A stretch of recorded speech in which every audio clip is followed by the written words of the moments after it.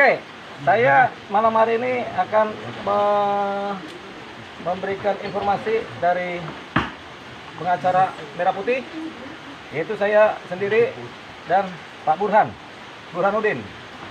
Yang pertama adalah mengenai Komnas HAM, di mana beberapa hari kemarin saya akan mengajukan gugatan kepada Komnas HAM dan Komnas Perempuan, yaitu berupa gugatan perbuatan melawan hukum ya.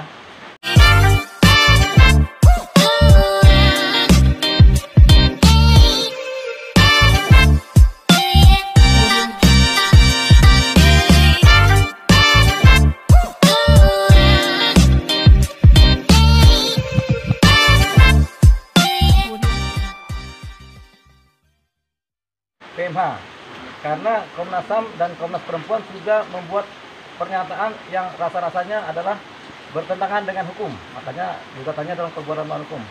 Namun demikian, setelah kami berkonsultasi dengan PT UN, Pengadilan Tata Usaha Negara yang di Jakarta Timur, memang ini masuk nih untuk digugat secara perbuatan melawan hukum, tapi diajukan di Pengadilan Tata Usaha Negara di Petun ya. Pengadilan Tata Usaha Negara, yaitu berupa gugatan terhadap tidak berwenangnya Komnas HAM maupun Komnas Perempuan untuk menyatakan statement mereka mengenai dugaan Joshua.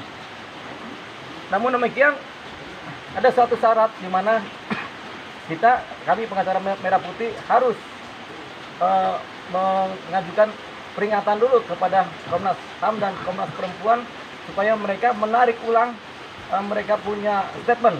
Jadi ada permintaan dari Petun di mana Komnas HAM dan Komnas Perempuan harus disurati dulu untuk jangka waktu 10 hari, di mana mereka harus menarik pernyataan mereka. Jadi saya sudah mengirimkan surat kepada Komnas HAM dengan tanda terimanya adalah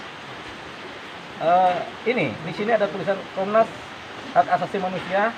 Ini ada tanda terima, ya kan?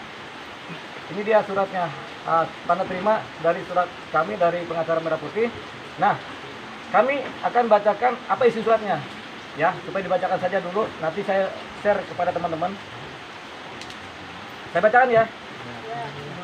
Jakarta, 9 September 2022, nomor surat 07-BTI-9/2022 lampiran perihal keberatan kepada yang terhormat Ketua Komisi Nasional Hak Asasi Manusia, Jalan Ratu Harari nomor 4B RT 1 RW 4 Menteng, Kecamatan Menteng, Kota Jakarta Pusat, DKI Jakarta. Di tempat, dengan hormat, kami yang bertanda tangan di bawah ini dengan ini berkenan menyampaikan keberatan atas tindakan faktual yang dilakukan oleh Komnas HAM sehubungan dengan penyidikan kasus meninggalnya almarhum Brigadir Nofriansyah Joshua Huta Barat.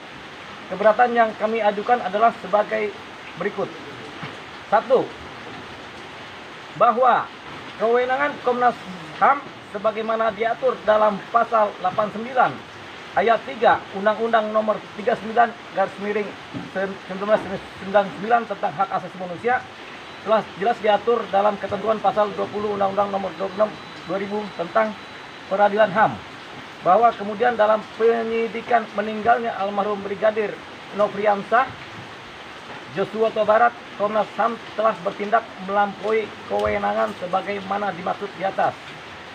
Poin 2, bahwa kami menemukan fakta adanya pernyataan terbuka Komisi Hak Asasi Manusia yang dinyatakan melalui media pemberitaan mediadetik.com Kamis 1/9 dalam kutipan sebagai berikut.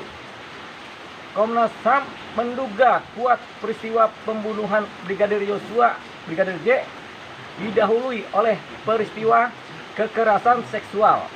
Kekerasan seksual itu diduga dilakukan oleh Joshua terhadap istri Irjen Ferdi Sambo, Putri Chandrawati, di Magelang, Jawa Tengah. Kutipan, terdapat dugaan kuat terjadinya peristiwa kekerasan seksual yang dilakukan oleh Brigadir Joshua kepada saudara Putri Chandrawati di Magelang tanggal 7 Juli 2022. Kata Komisioner Komnas HAM BK Ulung Hapsara dalam jumpa pers di kantor Komnas HAM Menteng, Jakarta Pusat, Kamis 1/9. 3. Bahwa pernyataan ini masuk dalam kategori tindakan faktual. Vide pasal 1 butir 8 junto pasal 87 Undang-Undang Administrasi Pemerintahan. Yang bentar ya.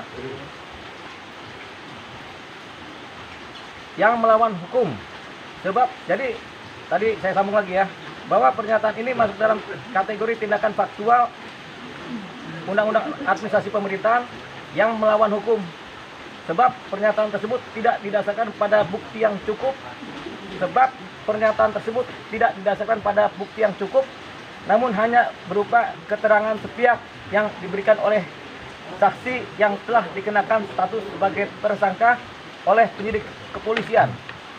Bahwa menunjuk pada kewenangan yang dimiliki, maka seharusnya Komnas HAM mengeluarkan suatu rekomendasi tentang ada tidaknya temuan adanya dugaan pelanggaran HAM dalam kasus yang sedang dilakukan penyidikan, dan bukan menyatakan hal lain seperti motif dan fakta lain yang masih parsial dan asumtif di luar kewenangannya. Poin 4. Bahwa oleh karenanya merujuk pada ketentuan Undang-Undang Nomor 5 Tahun 1985 junto Undang-Undang Nomor 9 Tahun 2004 tentang Peradilan Tata Usaha Negara, Vide pasal 48 junto pasal 51 ayat 3. Dengan ini kami mengajukan keberatan.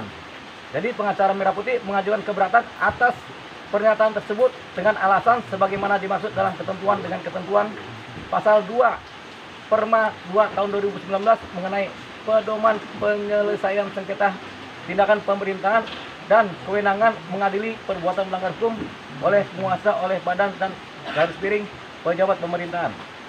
Poin 5. Bahwa untuk maksud tersebut melalui surat ini kami sampaikan kepada Ketua Komisi Hak Asasi Manusia untuk menarik dan mengklarifikasi pernyataan terbuka tersebut, sebab tindakan tersebut adalah tindakan yang melampaui kewenangan Komnas HAM sebagaimana diatur dalam pasal 89 ayat 3 Undang-Undang Nomor 39 1999.